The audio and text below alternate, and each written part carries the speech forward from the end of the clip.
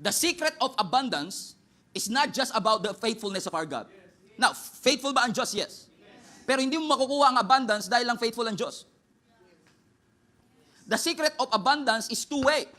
God's faithfulness and your faithfulness to steward the gifts that God has for you. For example, kung ikaw ay farmer, nagtatanim ka ng halaman.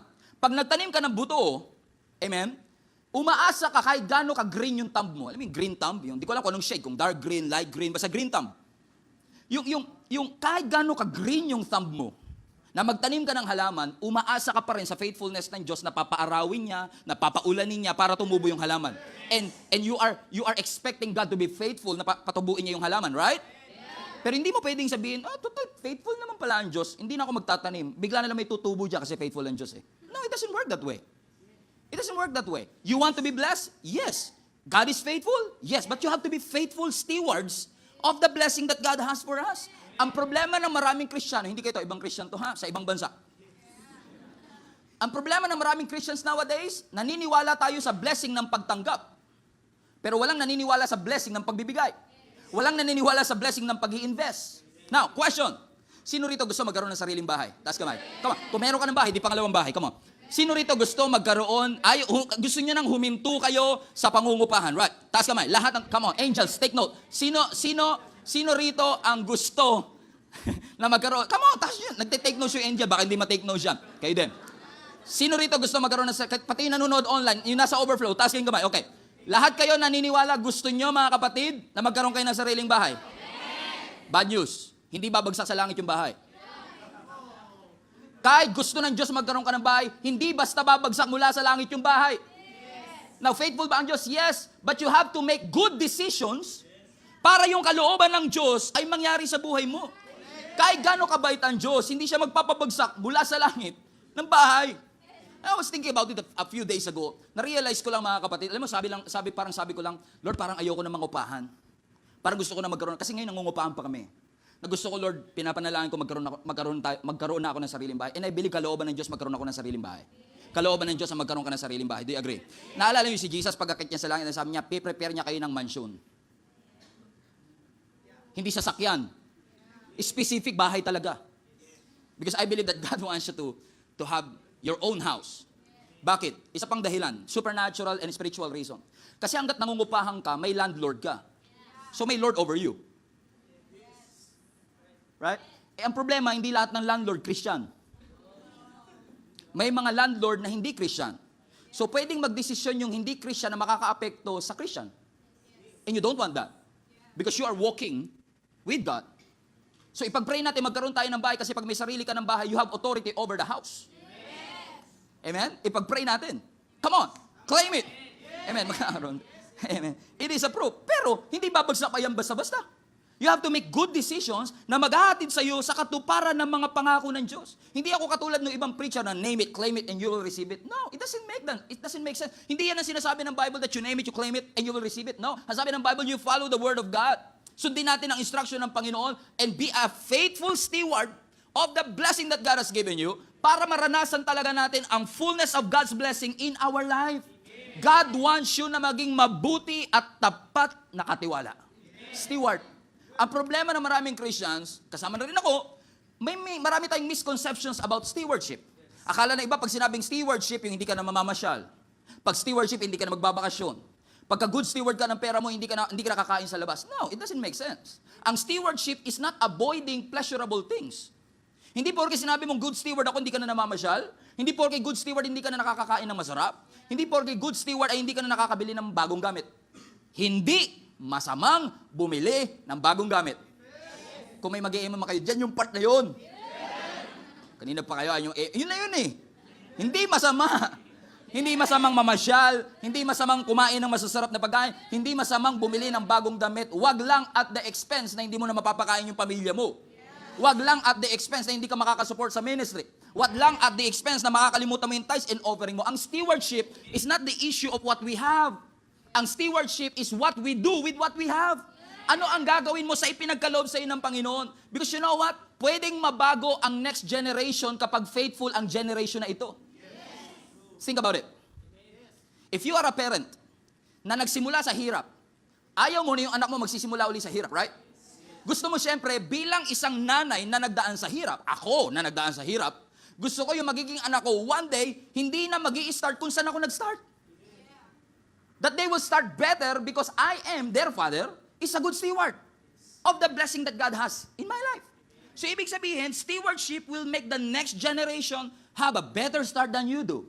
Why? If we are faithful stewards, pwede natin maapektuhan ang future gen. This is how important stewardship is.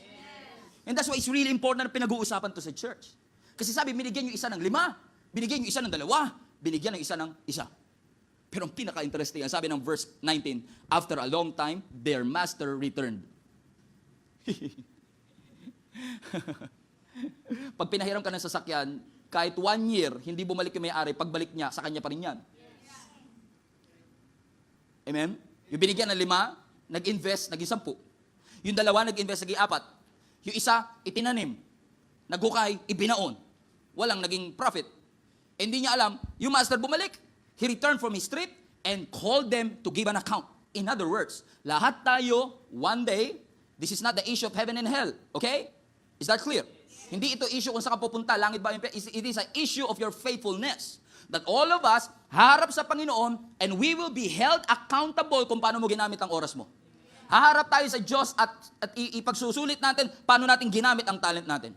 Lahat po tayo haharap sa Panginoon at ipagsusulit paano natin ginamit ang ating pera. Bakit? We will be judged by our faithfulness or not faithfulness in the treasures, the time and resources that God has given us. Hindi ka uhusgahan ng Panginoon base sa lakas ng pag-i-amen mo pag preaching. Hindi ka uhusgahan ng Panginoon kung gaano kalakas yung boses mo kapag praise and worship kahit wala sa tono. No? Hindi ka uhusgahan ng Panginoon sa dami ng verses na memorize mo sa scripture. Hindi ka uhusgahan ng Panginoon base sa dami ng hinighlight mong Bible verse sa scripture. We will all be judged by our faithfulness or not faithfulness. So if you are faithful or not faithful with the things that God has entrusted to all of us. So let's review again. Yung 5 naging 10, yung 2 naging 4, at yung 1 naging 1. Bakit naging 1? Bakit hindi tumubo? Binaon eh. Yun yung usual question. Usual answer rather. Ang usual answer, kaya hindi tumubo, binaon eh. But in reality, yung pagbaon is just a result. I believe this is a heart issue. And I'm here to share to you 3 things. 3 things na nakita kong reason kung bakit ibinaon. Kasi kailangan tanungin natin, ba't binaon? Anong reason? Kasi kung ano man ang rason niya, maaaring rason mo. Kung bakit hindi tayo nagiging faithful steward, and maaaring hindi lang natin makita sa ating sarili, but once we find out sa ating sarili na yun ang reason kung bakit hindi tayo nagiging effective at hindi tayo nakakaranas ng blessing ng Panginoon, we might as well address the issue. Isn't it? Yes. So you want to know? Yes. Okay, based on my observation, nakita ko mga kapatid na number 1 na reason kung bakit, number 1 reason kung bakit binaon niya yung kanyang part o portion is number 1, comparison.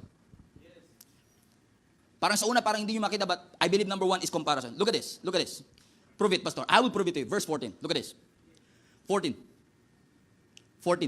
Ang sabi dito, again, the kingdom of heaven can be illustrated by the story of a man going on a long trip. Look at this. Your eyes on the screen? Your hearts are on me? Okay. Are you with me? Okay, good. He called together. His servants. He called together. It doesn't say he called one by one. He called together. So isa-isang kwarto, tinawag niya yung 3. I check in the Greek, yes, it implies na nasa isang kwarto lang sila nung ibinigay yung treasure. Paano siya naging comparison, Pastor? Can you imagine this scenario? Yung master binigay yung resources sa harap ng isa't isa. Ivan, aalis ako on a long trip. Pero bago ako umalis, ipagkakatiwala ko sa inyo ang aking yaman. Okay lang? Okay. Dan, bibigay ko sa iyo ang 5. Sabi ng iba, wow, 5. Okay, Ron na May, ibibigay ko sa iyo 2. Now, iba na yung tono, di ba? Iba na yung tono. 5? 2? Kaya, baka 6. Ikaw, Ivan, 1. It's interesting, isn't it? It's interesting, isn't it? Amen? Nakita ng lahat kung paano binigay yung portions ng isa't isa. And babalik na naman tayo sa topic ng stop comparing. Kasi in reality, mga kapatid, masaya naman tayo madalas sa mga gifts, resources, time, talent, pati perang meron ka, hanggat hindi mo kinocompare sa iba. Pero once kinompare mo yan sa dati mong kaklase, Once kinumpare mo sa dati mong kaibigan, bakit parang mas blessed pa sila? Pag kinumpare mo yung gifts mo, pag kinumpare mo yung blessings mo, ano nangyayari pag kinukompare? It produces discouragement. It produces inactivity. Try nyo to. Yung sweldo mo, sikreto, right? Pag nalaman mo yung sweldo ng katabi mong cubicle na mas mataas sa sweldo mo, kahit gano'n ka kasipag, tatamarin ka. Biruin mo, mas masipag ka sa kanya, pero sweldo niya mas mataas sa'yo. Grabe to ah. Ang tamad nito, ang taas sumweldo. Ako, ang sipag ko, ang baba. Di magtatamad na lang din ako para tumaas. Isn't it? So comparing yourself to others will produce discouragement and inactivity. Na napansin nyo, kahit nasa ang kumpanya ka, lagi mas maganda yung ibang kumpanya. Kahit sa ang kumpanya ka, laging mas mataas magpasweldo sa kabilang kumpanya. Para bagang pag sinilip mo, the grass is greener on the other side. Pag traffic, the lane is faster on the other side. Napansin niyo pag traffic? Kung nasaan ka, doon yung humihinto. Pag lumipat ka, doon naman hihinto. Para nasa iyo yung malas. So ikaw yung traffic. It's interesting, isn't it? Now, I believe, bakit binaon ng isa yung kanya, I believe, is with this reasoning. Teka lang, 5 sa'yo, 2 sa'yo, akin isa, ba't ko pa i-invest? Ikaw 5, invest mo yan. Ikaw 2 eh. Wala na nga ako, i-invest ko pa. Kung mawala to. Ikaw na lang 5, at least meron kang fail-safe. Kung pumalpak yung isa, may 4 ka pa. Total, ikaw naman marami, ikaw na mag-give. Total, kayo naman mayaman, kayo na mag-tithes. Total, kayo naman yung mas mapera, kayo na mag-support sa ministry. Ako wala ako eh. Di hamak lang na minimum wage lang ako eh. Compare naman sa inyo na sumisweldo ng 6 digit. Right? Pwede maging dahilan? Pwede. Amen. What happened is this, mga kapatid. And I want you to look at me eye to eye. Kahit yung nasa overflow, eye to eye. Okay? I want you to look at me. Amen? You can never be happy if you're always comparing. Never. Never, never, ever. Bakit? Yung isa marahil, hindi ko sinasabing absolute truth, pero marahil hindi niya itinanim, kasi sinasabi niya siguro sa sarili niya, iisa na nga lang ang meron ako eh. Ikaw na 5, ikaw sumuport. Ikaw na 5, ikaw magbigay. Ikaw na 5, ikaw sa magkakapatid, ikaw pinakamataas sweldo, ikaw man libre. Right? Ako, wala akong sweldo, di ako lagi niyo ako libre. Kaya tuloy, pagka bayaran na sa restaurant, kung sino yung mas malaking sweldo, napipilitan tuloy. Maglabas kasi ako yung may 5 eh. Ako yung may 2 eh. Yung 1, intindihin na natin. So yung 1 tuloy, na-pamper na, ginusto na, okay lang, sige, biktima ako lagi. Ako lagi. Intindihin nyo, ako lagi. Naintindihin nyo sinasabi ko mga kapatid? Total, ikaw, kaya tuloy, tas pagbibintangan nyo, yung mga lagi nanlilibre, waldas kasi sa pera. Hindi yan waldas, kuripot ka lang.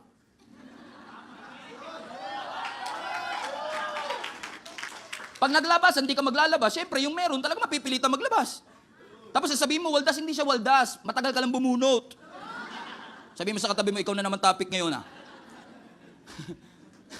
So what's the reason why? What's the reason? I believe ang reason is what? Anong reason? Yung reason is what? Ano yung kanyang rason? Comparison. So you mean to say, listen to me. So you mean to say na you cannot support because others must support? So you mean to say that you cannot give because you expect others to give? So you mean to say that you cannot support because you expect others to support? Pastor, they have more than I have eh. Mas marami naman yung meron sila eh. I cannot give because it's not that much.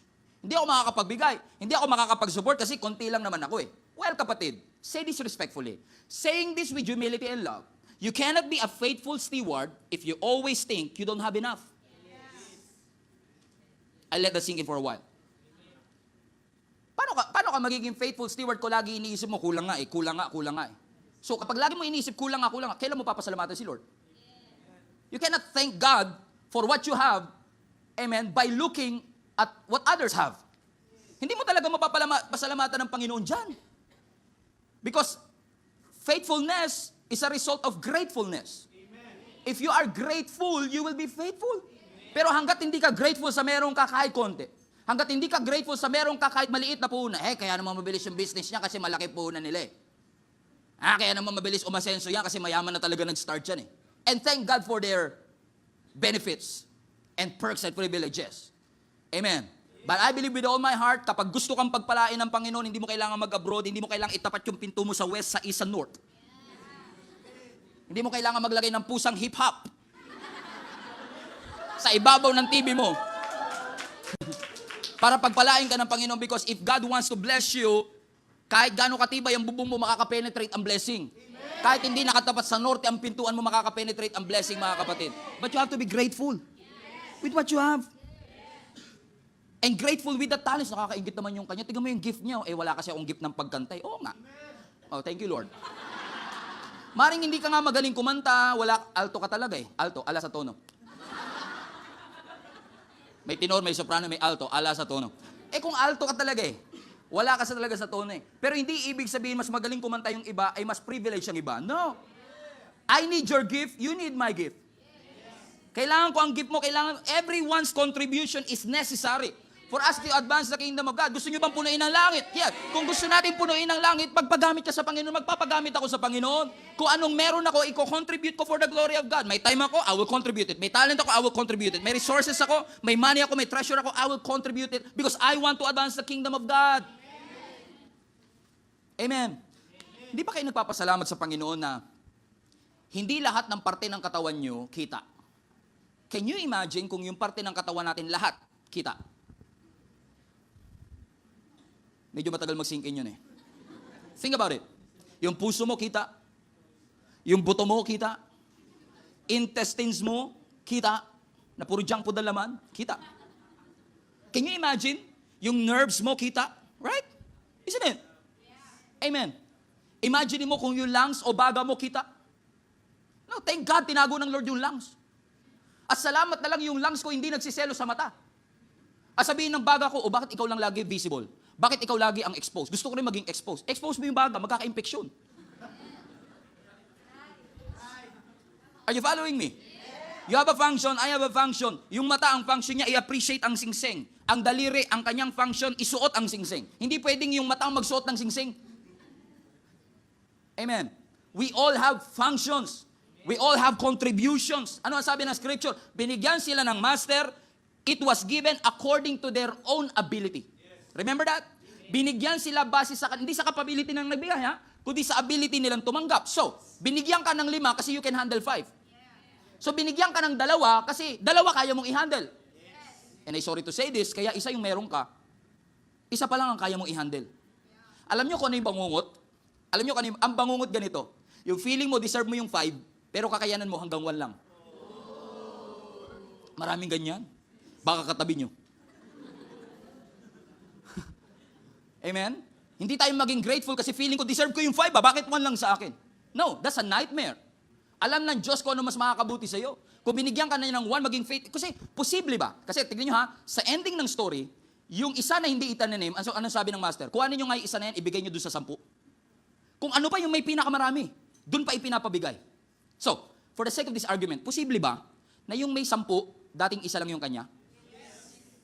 Pero nagtapat siya, binigay, ginawang 2. Naging tapat siya, ginawang 5. Posible, right?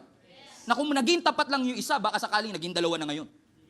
Pero dahil hindi siya naging tapat, hindi niya ginamit, he lose it. Kinuha sa kanya at binigay dun sa mas tapat. In other words, mga kapatid, alam ko maaaring nagre-reklamo ka, ba't ito lang ang meron ako? Ba't kulang ako? Ba't hindi ako nakatapos? Ba't di ko kayang gawin yung kayang gawin ng iba? Bakit para mas may experience siya, mas may pinag-aralan siya, mas mayaman siya? Kapatid, imbes na magreklamo tayo sa 1, hindi ba dapat magpasalamat tayo na ang deserve talaga natin 0? Pero ang binigay ng Lord sa atin, 1, kasi napaka-faithful niya, napaka-gracious niya, napakatapat ng Panginoon sa atin. If you cannot be grateful, you cannot be faithful. Kailangan maging mapagpasalamat ka sa meron ka at hayaan mo maging faithful ka at manatiling tapat lang in the season that you're in. Huwag kang magsasando kapag winter, huwag kang magja-jacket kapag summer. Itamat mo sa tamang panahon kung ano ang dapat mong maging attitude. Do you agree? Don't compare. Number two, think ko isa sa mga reasons kung bakit binaon ng yung may isang talent yung kanyang resources. Number 2, I believe because of fear. Fear. Number 1, because of comparison. Number 2, because of fear. Ang sabi ng verse 24, just to prove it to you, sabi ng verse 24, then the servant with 1 bag of silver came and said, Master, I knew you were a harsh man, harvesting crops you did not plant, gathering crops you did not cultivate. Verse 25, I was afraid. And I was afraid I would lose your money. So I hid it on the earth and look, here is your money back. Oh, interesting. Number 2 is fear. Ano ang kanyang excuse? Master, I knew you were a harsh man. Alam ko masungit ka eh. Alam ko mahigpit ka eh. Kung ako yung master, sasabihin ko, alam mo pala eh. Ba't di mo tinanim? Alam mo pala eh, ba't di mo in-invest? So alam mo pala kung ano ini-expect ko sa iyo. So alam mo pala kung ano hinahanap ko. Pero and yet, ang tingin mo sa akin, I'm a harsh man? No. Sinabi niya, I knew you were a harsh man, but it doesn't mean he was a harsh man. That's what he thinks about his master. But it doesn't mean yun talaga ugali ng master. And I believe with all my heart, yung level ng revelation mo sa Diyos, kung sino ang Diyos sa buhay mo, will determine the level of your obedience. Kapag ang tingin mo sa Diyos ay laging galit sa'yo, lagi hinahanapan ka ng mali, na lagi ang hanap sa'yo ng Panginoon yung pagkukulang mo, talagang hindi ka magiging productive. Because the level of your revelation about our God will determine the level of our obedience. If you know that God is faithful, mahirap talagang mag-support, mahirap talagang mag-invest kapag hindi ka naniniwala na ang Diyos tapat sa kanyang pangako. Pero once na naniniwala ka na ang Diyos tapat sa kanyang pangako, na anumang binitawan ng Panginoon ay siguradong tutuparin ng Diyos. Meron kang tiwala kasi may level ka ng revelation, therefore it produces the level of obedience in your heart. And I believe with all my heart, the reason kung bakit maraming Christians ang hirap maging faithful sa time, resources, and money, not faithful to their tithes and offering, not faithful in supporting, not faithful in serving the Lord, is because of fear. Tinitignan mo pa lang yung Meralco mo, natatakot ka na. Kakatakot to 4,000 na naman Yung makita mo pa lang yung bill mo sa internet, kinikilabutan ka na. Makita mo pa lang yung budget, alam mo hindi ka naaabot. Amen? At dahil nakikita mo hindi aabot, natatakot kang sumunod at magbigay ng tithes. Isn't it? Now, I want to set you free. Alam niyo kung bakit tayo natatakot? Because we are looking at the natural. God is not operating in the natural. He operates in the supernatural. So kapag tinignan mo ang bill, nakakatakot. Pag tinignan mo ang situation, nakakatakot. Pag tinignan mo ang budget, nakakatakot. Tignan mo yung sarili mong picture, natatakot ka na nga Meralco pa kaya? Nakakatakot. Pero the level of your revelation, teka lang, nakakatakot to, but I know that God is true to His word. That when He say He will open up the windows of heaven, He will open up the windows of heaven. Now you can obey. Because wala nang fear. If you know na may expectation ng Panginoon sa atin. Not legalistic expectation, obviously. But expectation that since we are loved, Jesus died, buried, and rose again from the dead, it enables us to serve Him. We are expected to love our neighbor. We are expected as a Christian to love our neighbor. Third time is a charm. We are expected by God to love our neighbor.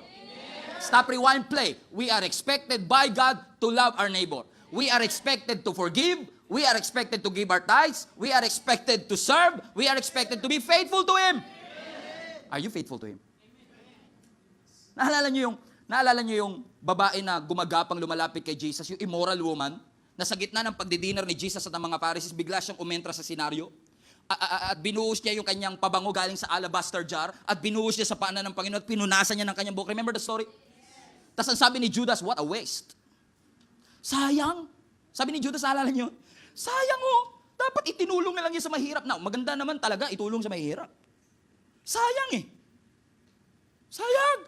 At alam niyo sa mundo natin, habang naglilingkod ka kay Lord, may mga boses ka maririnig. Sayang yung Sunday mo dyan, ba't lagi ka nagsisimba? Day off mo ngayon, ginugugol, buong araw ka nagsiserve dyan sa church mo. Wala ka naman pagkakaperahan dyan. Sayang yan hindi nila maiintindihan na lagi nila sasabihin, sayang. Sayang, kaya ibang tao takot sumunod kasi feeling nila, sayang. Amen? Sayang kung ibibigay ko ang aking time sa church. Sayang kung magsiserve ako sa Panginoon. Sayang kung ibibigay ko ang time ko sa Panginoon. Talagang may mga boses na magsasabi sa yung sayang, pero lahat ng nagsabi ng sayang na yun, Judas yun sa Bible. Right? Si Judas yun Sa Bible sa Bible. Hindi yun nagsabi sa'yo. Yun nasa Bible. Si Jesus yun Because God has expectation. God is expecting us to serve. He's expecting us to be faithful to Him. God has expectation. We have excuses. Link up group naman tayo after the service. Nagmamadali ako Groups naman tayo, group discussion tayo after the service. Okay lang, 10 minutes lang yun. Gutom na ako Punta naman tayo sa church. Ayoko na pumunta sa church. Lagi na lang ako nasa overflow. We all have these excuses. But listen, Christianity has responsibility. Christianity has responsibility. If you come here just to feel good, kilabutan, manalangin, umuwi, at umasa na lahat ng pinapanalangin mo tutuparin ng Panginoon, you are missing the whole point. God has a mission for each one of you. Huwag kang matakot, kapatid. Huwag kang matakot na magpagamit sa Panginoon. Aanhin ang ability mo kung wala ka namang availability. God cannot maximize your ability if you don't have availability. Make yourselves available and say, Lord, use me. Because what God has given you, you can use, you can abuse, you can lose. But if you're faithful, God will reward the steward.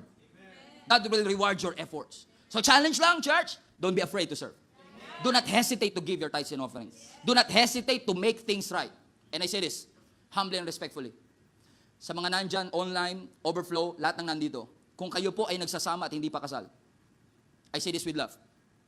Do not hesitate to make things right. Make it right. Okay. May lisensya ako magkasal.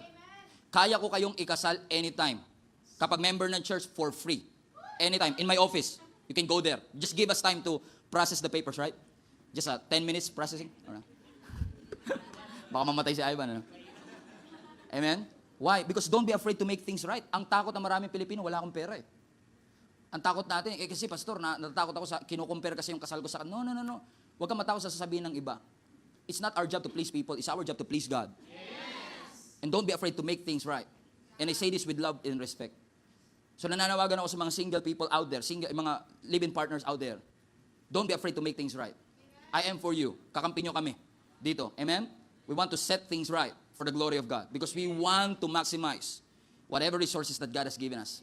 Amen? Palapakan natin ang Panginoon.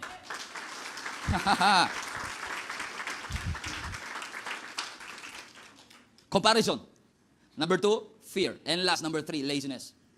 I believe the third reason kung bakit hindi niya itinanim is because of laziness. It's obvious. Na-shock pa kayo, laziness. It's obvious. Ano sabi ng master? You wicked and lazy servant. Ang sabi ng master mismo, you wicked and lazy. I was afraid, tinago ko na lang. Sabi ng master, you wicked and lazy. Now, always remember this. Ano ang dahilan kung bakit siya tamad? Sabi nila, kaya siya tamad, pastor, kasi inilibing niya. Yes, inilibing niya. But the reason is, kaya niya inilibing, nineglect niya. Hindi niya pinahalagahan. Lahat po tayo may gifts. Lahat tayo may pera. Lahat tayo may oras. Yung katabi mo, pangiti-ngiti lang yan, 20 na lang pera niyan eh. Pero at least meron. Grateful pa rin sa Panginoon. Tama? Ako may gift. I've been anointed by God to preach the gospel at least in this season. And I try to be faithful. Pero hindi ko pwede sabihin, total, tinawag naman ako, total, may gift naman na binigay ang Lord sa akin. Kailangan, kahit di na ako maghanda, okay lang. No. I still prepare. And I over-prepare if necessary. I have to invest, I have to prepare, I have to dedicate myself, I have to commit myself because God cannot work through me kapag hindi ako faithful sa binigay ng Panginoon sa akin. So I have to be faithful. Sometimes may mga panahon na parang feeling ko hindi yata nakapenetrate ang message, but it doesn't mean it's always the lack of prayer. Sometimes it's a lack of preparation, that you're not faithful to your calling. Napansin niyo ito mga kapatid, ang sabi ng scripture, ang binigay sa kanila pera, right? Naalala niyo? Pera, hindi buto. Kasi kung buto yung binigay, tama yung ginawa ng isa, tinanim niya. Tutubo yun. Pero teka lang, read our Bible, hindi buto eh. Anong binigay? Pera. Ibig sabihin, yung pera hindi mo binabaon. Ini-invest dapat. Ibig sabihin, hindi mo ginamit sa tama. You don't use it other than the purpose that God wants it. The purposes that God gave it in the first place. Pinapa-invest, binaon mo, kaya nagalit ang Panginoon. Walang masama na ibaon mo yan kung yan ay buto. Pero man yan, hindi yan ang purpose niya eh. And if you use it in the wrong way, you use it abnormal use is abuse. You abusing the gift that God has for you. You are using it in an abnormal way. Kaya nga abuse. You use it in the wrong way. Yung sipilyo mo, hindi mo pinanglilinis ng sapatos, right?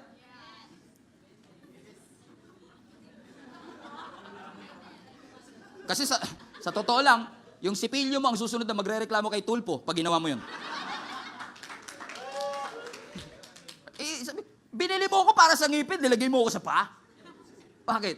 Pwede mo ba siyang gamitin sa sapatos? Yes, pero abuse yan. Hindi siya ginagamit pang sapatos. Binili mo siya for the purpose of that. For the purpose of what? Panglinis ng ngipin. So, listen guys, seriously. So when I neglect my body, I'm unfaithful to God. Ay, gusto niyo pala sumigaw, no? Gusto niyo pala mag-amen. Okay, mali yata yung sinabi ko, no? Hindi ka amen kasi yung sinabi ko, no? Talagang katahimik talaga yun, no? So if you neglect, kung hindi mo pinapahalaga ng katawan mo, hindi ka lang unfaithful sa katawan mo, unfaithful ka sa Diyos. Kasi binigay ng Diyos sa atin yan eh. So if I am unfaithful to my husband, I don't have a husband by the way. You have a husband. If you are unfaithful to your husband, I am unfaithful to my wife. I am unfaithful to my family. Or should I say, I neglect my family. Pinapabayaan ko ang aking mga anak. Pinapabayaan ko ang aking pamilya. So kapag nineneglect ko sa kanila, sila, hindi ako faithful sa Diyos. The first stage of unfaithfulness is neglect. When you neglect something, kapag hindi mo pinapahalagahan, kapag yung dapat in-invest mo, nilibing mo, burying it, yung paglilibing sa Kanya will not give God the glory He deserves. Kapag binaon mo yung gift na yan, hindi mapaparangalan ng Diyos. Kapag binaon mo yung time na yan, hindi mo mapaparangalan kapag binaon mo yung resources, hindi mo mapaparangalan ng Diyos. Bakit? Kung anumang nilagay ng Diyos sa kamay mo, may potential yan. Ano man ang nilagay ng Diyos sa'yo, binigyan ka niya ng maraming oras, may potential yan. Binigyan ka niya ng maraming talents, may potential yan. Binigyan ka niya ng maraming resources, may potential yan. Minsan lang kapag humihingi ka, hindi mo maintindihan ang ways ng Panginoon. Humingi ka ng pakwan, bibigyan ka buto. Humingi ka ng trabaho, bibigyan ka ng Lord interview. Tapos pag di ka pumasa sa interview kasi late ka nang dumating, tapos hindi ka naghanda, sasabihin mo, Lord, pinabayaan mo na ba ako? No. Humingi ka ng trabaho, binigyan kita ng interview, work it out.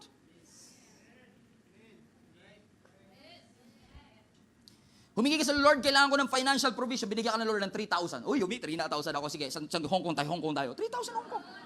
Hong Kong, 3,000. Yun! Hong Kong, 3,000. Di makapunta Hong Kong yun eh. Hong Kong noodles na mabibili mo doon. Amen? Amen? Gusto natin financial provision, bibigyan ka ng 3,000. Pero yun pala, you can use it as a seed bilang puhunan. For your business, for example. Pasinin nyo ito, pag humingi kayo ng pasensya kay Lord, Lord, bigyan mo akong pasensya. Habaan mo nga po yung PC ko. Lord, habaan nyo yung pasensya ko. Ano binibigay ng Lord? Lalong sakit ng ulo. Para i-testing mo yung pasensya mo. Think. Di ba? Lord, bigyan mo akong pasensya. Naiinis ako sa mga driver na ito mababagal. Lalo ka lalagyan ng mabagal pang driver. Sabi mo, gusto mong patience. Develop mo. Work it out. Sabi mo, Lord, gusto ko po ng business. Ibibigay sa Lord idea. Yung idea nasa iyo na 3 years. Tapos 3 years after, sabi mo, Lord, wala pa bang business? Binigay ko na idea. I heard a preacher na sabi niya, tayo pag nakakita tayo ng daga, lagi natin ginagawa sa daga, pinapatay. Pero one day, may isang American nakakita ng daga, gawin ko kayang mascot to, Mickey Mouse. Yumaman siya. Pag nakakita tayo ng bibe, lutuin natin yan. Sarap yan eh. Pero siya nung nakakita ng bibe, gawin natin Donald Duck. O may Disneyland. Minsan humingi tayo ng business, matagal na palang binigay ng Lord yung idea. Humingi ka ng business, matagal na binigay ng Lord yung vision. Humingi ka ng asawa. Yan na. Lord, mawawalan na ako sa bingo card, ho? Lord. Ito na lang po ang huling pag-asa ko. No condemnation, ha? Lord, ito na lang talaga ang huling pag-asa ko. Amen? Pero matagal ka na palang binigyan ng opportunity. Kasi ganito ha, ang girlfriend hindi bumabagsak sa langit. Nagkaka-girlfriend ng tao pag nililigawan. Pag hinahatid. Pag sinusundo. Kapag tamad ka maghatid sundo, wala kang magiging girlfriend talaga. Sabi mo sa katabi mo, work it out. Is this helping anybody? Helping anybody. The worst thing, listen guys, and I will close, promise. The worst thing that you could hear mula sa Panginoon. I'm so excited to go to heaven. Aren't you? I'm so excited to go to heaven. Hindi ako excited sa langit dahil may mansion ako doon. Hindi ako excited pumunta ng langit dahil may lalakaran akong ginto. Secondary lang yan. Ang pinaka nakakapagpa-excite sa akin is yung face-to-face. Makakapaglingkod ako. Sabi ng Bible, we will put our crowns on His feet. Yun yung pinaka-exciting part. Na face-to-face ko mailalagay lahat ng fruits of our labor at may offer ko muli sa paanan ng Panginoon. Face-to-face kong makakaharap yung Diyos na reason kung ba't ginibag ko ang karir ko at ginibag ko ang lahat para sumunod sa Kanya. Are you excited to go to heaven? Sino sa inyo excited na pumunta ng langit, kapatid? Taas kamay. Hallelujah. Tingnan nyo nga yung katabi nyo, mukhang langit na ba?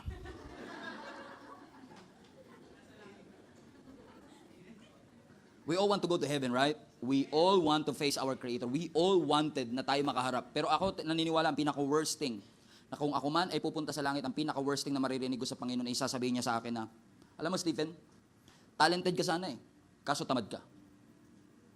Pinakayo kong marinig eh. Yung sasabihin sa akin ng Panginoon, alam mo, gifted ka sana eh, kaso wala kang kusa. Alam mo, ang totoo lang, magaling ka, kaso may attitude ka eh. Yung sabihin sa akin ng Panginoon, mahusay ka, magaling ka, mahusay ka, kaso wala kang tiyaga. Yung may potential ka sana, kaso nagsasakit-sakitan ka eh. Gusto mo maging boss, ambon lang, di ka makalabas ng bahay. Is the worst thing that I can hear. And every time I'm called by God to serve Him, I'm always reminded, kung isa lang ang meron ako, maging faithful ako sa isa, maging tapat lang ako sa pinagkaloob sa akin ng Panginoon, a good steward of the things that God has given me, I'm not giving it back to God to impress God with my output. Ang output niyan kung isa magiging dalawa eh. Hindi ma-impress ang Lord. God is not impressed by the output. I believe He was impressed, and I say this respectfully, He was impressed by our faithfulness. If you remain faithful to Him, if you're faithful, sabi ng Lord, well done, my good and faithful servants. You are faithful with a few, and I will make you ruler of many things. Enter into the joy of the Lord. I want to bring this church to a next level of intimacy, to next level of commitment, to the next level of excellence, next level of ownership, next level of honor. I know some of you are not interested because you want to be a member. Yes. Membership will say, I belong. Partnership will say, I participate. So I want to transition you from membership to partnership. Because the church is not strong because of membership. The church is strong because of partnership. Because of ownership. That when we own something. That when we say, sabi ng Bible, give and it will be given to you. That what you sow, you will reap. Na kung ano mang itinanim natin, if you want to go to the next level, to the next place, we trust His timing. No, it's not our timing yet. I continue to trust you. That your plan is greater than my plan. Sabi mo sa iyong salita, you will supply all my need. Not greed. Hindi sinabing, God will supply all your greed. Sabi, God will supply all your need. Just remain faithful to what God has entrusted you. Konti ang time mo, maging faithful. Konti ang talent mo, maging faithful. Konti ang resources, maging faithful. Ipagpasalamat sa Panginoon kahit 5 loaves and 2 fishes lang. Si Jesus, naalala ko, tinaas niya yung 5 loaves, 2 fishes, nag-multiply, napakain yung 15,000 people. Maaaring kaya hindi dumadami, hindi mo tinataas. Maaaring kaya hindi na multiply kasi hindi natin binibigay sa Panginoon. Just remain faithful with us. Kahit wala nakaka-appreciate, kahit wala nagte-thank you. Kahit hindi na-appreciate na ibang tao, just remain faithful. Be faithful in the season that you are in. Si Elisha, kung kilala niyo siya, isa siyang propeta, na nakakuha ng double portion of anointing, nung si Elisha ay tinawag ni Elijah, anong ginagawa ni Elisha? Nag-aararo sa bukid. He was a farmer. He was plowing the land. Nag-aararo siya. Hindi sinabi nagsiselfie siya. Hindi sinabi nagpo-post siya. No. He's plowing, he's working. Faithfully. Habang wala nakakita, faithfully work. Si David, nung papunta siya sa labanan ni Goliath, where is he? Nag-aalaga faithfully ng mga tupa. And God is using those small beginnings to prepare us for the things of God in our life. I want to be faithful in the calling. I want our church to be faithful in the mission and the calling that God has placed in this church. Punuin natin ang langit. Amen? So I believe stewardship is this. Stewardship is not just inviting them to come to church. Stewardship is protecting them not to leave the church. Kasi usually masaya tayo pag may dumarating na bago, right? Pag may baby sa bahay, masaya tayo. Pero pag umaalis ba, umiiyak tayo. Because I believe that's a sign of unfaithful stewardship. If we are not affected with these people that is going home or going out. Because stewardship, ang calling natin is not just reaching. Ang calling natin is protecting them. Kasama yung protecting, not just reaching. But to protect them and help them and help them develop their gifts and talents. That I want you to be involved in the groups because I want to strengthen you. I want to help you grow. That you cannot grow on your own. That you are not at your best when you are alone. That Satan wants you isolated so he can tempt you. So I want to help you. I believe that is stewardship when we help others get closer to God. And if you're really serious about this mission, punuin ang langit mga kapatid, I want to challenge you to be a good steward. Don't just be a member, be a partner. Participate, be involved, serve, be faithful. Whatever it is that God has placed in your heart, maging faithful ka. Kung may gifts ka,